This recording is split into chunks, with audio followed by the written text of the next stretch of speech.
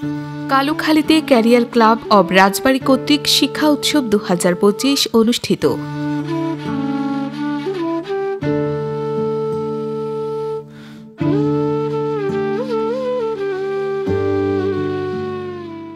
রাজবাড়ী জেলার শিক্ষার্থীদের মধ্যে ক্যারিয়ার সচেতনতা বৃদ্ধি ও জেলার সার্বিক ইতিবাচক ভাবমূর্তি তুলে ধরার লক্ষ্যে কাজ করে যাচ্ছে career club of Rajbari. Career club of Rajbari স্টুডেন্টদের নিয়ে পরিচালিত একটি সংগঠন, যেটা রাজবাড়ীর সকল আনাচে কানাচে শিক্ষার্থীদের শিক্ষা সচেতনতা বৃদ্ধির জন্য কাজ করে যাচ্ছে।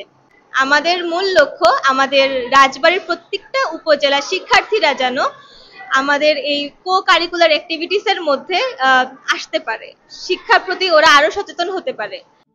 শুক্রবার 24 অক্টোবর কালুখালী সরকারি কলেজ অডিটোরিয়ামে অনুষ্ঠিত হয়েছে শিক্ষা উৎসব 2025। আমি আমার বাবার সাথে এসেছি। আমি 3টি বিষয়ে অংশগ্রহণ করেছি, বাংলা, অঙ্ক, ইংলিশ। এখানে এসে আমার অনেক ভালো লেগেছে। আজকে এখানে এসে আমার অনেক ভালো লেগেছে। আমি আজকে ক্যারিয়ার ক্লাব অব রাজবাড়ীর করা অনুষ্ঠানে অংশগ্রহণ করতে এসেছিলাম।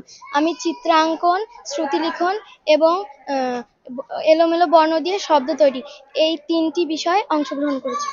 অনুষ্ঠানে সভাপতিত্ব করেন কৃষ্টি কাকলি। প্রধান অতিথি হিসেবে উপস্থিত ছিলেন কালুখালী উপজেলা সমবায় কর্মকর্তা আব্দুল জব্বার এবং বিশেষ অতিথি হিসেবে উপস্থিত ছিলেন ক্যারিয়ার ক্লাব অব রাজবাড়ীর সাধারণ সম্পাদক আল মুইদ খান। কালুখালী উপজেলার বিভিন্ন শিক্ষা প্রতিষ্ঠান থেকে প্রায় 350 শিক্ষার্থী এই শিক্ষা উৎসবে অংশগ্রহণ করে। দিনব্যাপী উৎসবে বাংলা, ইংরেজি, অঙ্ক, সাধারণ জ্ঞান ও অঙ্কন প্রতিযোগিতা অনুষ্ঠিত হয়। পরে বিজয়ীদের মাঝে পুরস্কার বিতরণ করা হয়। অনুষ্ঠান উপলক্ষে কালুখালী সরকারি কলেজ প্রাঙ্গণ শিক্ষার্থী, শিক্ষক ও অভিভাবকদের মিলন মেলায় পরিণত হয়। অভিভাবক ও শিক্ষক মণ্ডলীরা ক্যারিয়ার ক্লাব অব রাজবাড়ীর এই উদ্যোগের প্রশংসা করেন এবং প্রতি বছর এমন আয়োজন অব্যাহত রাখার আহ্বান জানান। ক্যারিয়ার ক্লাব, রাজবাড়ী ক্যারিয়ার ক্লাব কর্তৃক আয়োজিত আজকের যে প্রোগ্রামটা, এই প্রোগ্রামটার যখন আমি শুনলাম তখন আমার ভালো লাগলো যে আসলেই কালুখালীতে পূর্বে কখনোই এ ধরনের প্রোগ্রাম হয়নি। আর এ ধরনের প্রোগ্রাম করলে একটা স্টুডেন্টের ভিতর থেকে সৃজনশীলতা বৃদ্ধি পায়, তার একটা মনোভাব সৃষ্টি হয় এবং প্রতিযোগিতামূলক পরীক্ষায় নিজেকে কিভাবে উপস্থাপন করবে সেই বিষয় সম্পর্কে সে অবগত হয়। আমি বিশ্বাস করি এভাবে একটা শিক্ষার্থী সামনে এগিয়ে যাবে। একাডেমিক যে পড়াশোনা হয় ভিতরেই হয়, তো বাইরের শিক্ষার্থীদের সাথে ওদের আসলে ওইভাবে কম্পিটিশনের সুযোগ থাকে না। তো সেক্ষেত্রে আমরা এই জন্য এখানে আসছি, যাতে ওরা তো এখানে উন্মুক্ত সকল শিক্ষার্থীর সাথে ওরা কম্পিটিশন করে আর নিজেদের অবস্থানটাও বুঝতে পারবে, তো ওদের কোথায় গ্যাপ আছে। তো সেক্ষেত্রে ওরা নিজেরাও একটু মানে নলেজের দিক দিয়ে ওরা একটু রিচ হবে। তো সেক্ষেত্রে আমরা আসলে পজিটিভ চিন্তা করে এখানে আসছি। আমি আসলাম, দেখলাম যে রাজবাড়ী থেকে যে ক্যারিয়ার ক্লাব আসছে, দেখে সেটা মন ভরে যাচ্ছে।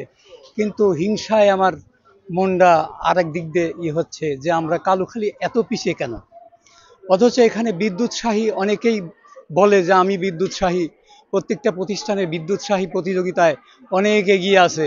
কিন্তু বিদ্যুৎসাহী এইরকম যে একটা অনুষ্ঠান আজকেও তাদের দেখতে পাচ্ছি না, যে সব মানুষ বিদ্যুৎসাহী হয়ে প্রত্যেক প্রতিষ্ঠানে আছে। অথচ আমাদের বিদ্যুৎসাহী এখানে চোখে পড়ে না যে এমন একটা অনুষ্ঠানে যারা অনুষ্ঠানের আয়োজন কালুখালীতে হচ্ছে, অথচ তারা অনুপস্থিত। আমাদের দেশে কিরকমটা হয়, আসলে স্বপ্ন চেঞ্জ হতে থাকে। প্রাইমারি স্কুলে একজন যখন লেখাপড়া করে, তুমি কি হবা, ডাক্তার, কেউ ইঞ্জিনিয়ার, কেউ উকিল। আস্তে আস্তে যত ক্লাস বাই ক্লাস উঠতে থাকে, তাদের সেই স্বপ্ন লেভেলটা নিচে নামতে থাকে। একটা পর্যায়ে যায়, কলেজ পর্যায়ে গিয়ে বেশিরভাগ স্টুডেন্টদের ঝরে যায়, কারণ শিক্ষা ব্যবস্থা। কারণ আমাদের শুধু খাতা কলম বইয়ের যেগুলো আছে, এগুলো প্র্যাকটিক্যালি কোনো শেখার কোনো ব্যবস্থা নেই। উন্নত দেশগুলোতে দেখা যায় রিসাইকেলিং সিস্টেম আছে। আপনার ওয়েস্টেজ থেকে, প্লাস্টিকের বোতল থেকে বা এই ধরনের পলিথিন থেকে যেগুলা ডাম্প করা যায় না, ডাম্প হয় না প্রাকৃতিকভাবে, এইগুলা থেকে তারা রিসাইকেলে, যেমন চাবির রিং বা এই ধরনের প্লাস্টিক জাতীয় অন্যান্য দ্রব্য তৈরি করতেছে স্কুলের তত্ত্বাবধানে, স্কুলের ল্যাবে, এবং স্কুল কর্তৃপক্ষ সেগুলা বিক্রি করতেছে। স্কুলের নিজস্ব জাদুঘর আছে এবং ওই জাদুঘরে যে আইটেমগুলা, যে প্রাচীন জিনিসগুলা পাওয়া যাচ্ছে, এইগুলা স্কুলের স্টুডেন্টদের মধ্যেই বিভিন্ন টিম আছে, তারাই এগুলা কালেক্ট করতেছে এবং পুরো জিনিসটা ভলেন্টিয়ার ওয়ার্কের মাধ্যমে স্কুলের বাচ্চারা অর্গানাইজ করতেছে। অবশ্যই এটার পিছনে তাদের শিক্ষা ব্যবস্থার বড় হাত রয়েছে, কারণ ছোট থেকেই তারা ওইভাবে ট্রেন হচ্ছে। তো আমার মনে হয় যে আমাদের গতানুগতিক শিক্ষা ব্যবস্থা থেকে আমাদের একটু এগিয়ে যেতে হবে, ভিন্নভাবে চিন্তা করতে হবে।